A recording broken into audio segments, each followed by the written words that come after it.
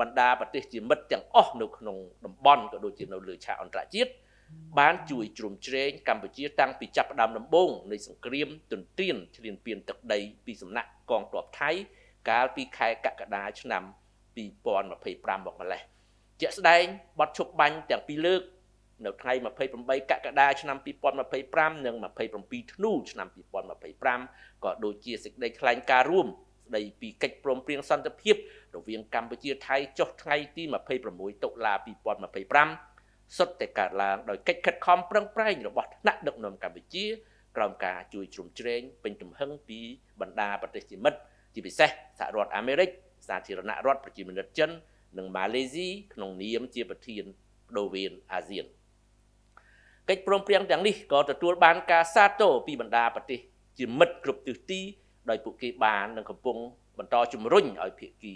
ទាំងពីរគោរពនិងអនុវត្តឲ្យបានម៉ឺងម៉ាត់បំផុតនៅការដោះស្រាយបញ្ហាព្រំដែនដោយសន្តិវិធីដោយអនុលោមតាមច្បាប់អន្តរជាតិនិងជៀសវាងជាដាច់ខាតនៅការប្រើប្រាស់កម្លាំងទាំងអស់នេះសបញ្ជាក់ឲ្យឃើញថាបងប្អូនប្រជាពលរដ្ឋភាគសឹកនិយាយដោយឡែកនិងប្រទេសកម្ពុជាទាំងមូលនិយាយជារួមកំពុងតែស្ថិតនៅក្នុងក្រសែភ្នែកតាមដានយ៉ាងយកចិត្តទុកដាក់ពីសហគមន៍អន្តរជាតិពីព្រោះការទន្ទ្រានកាន់កាប់ទឹកដីនៃប្រទេសអធិបតេយ្យភាពមួយដោយកម្លាំងយោធាត្រូវបានហាមឃាត់ដោយធម្មនុញ្ញអាស៊ានធម្មនុញ្ញអង្គការសហប្រជាជាតិនិងច្បាប់អន្តរជាតិដូច្នេះទាំងសមាគមអាស៊ាននិងសហគមន៍អន្តរជាតិមិនអាចឈរអបដៃមើលការរំលោភបំពានបែបនេះបានឡើយ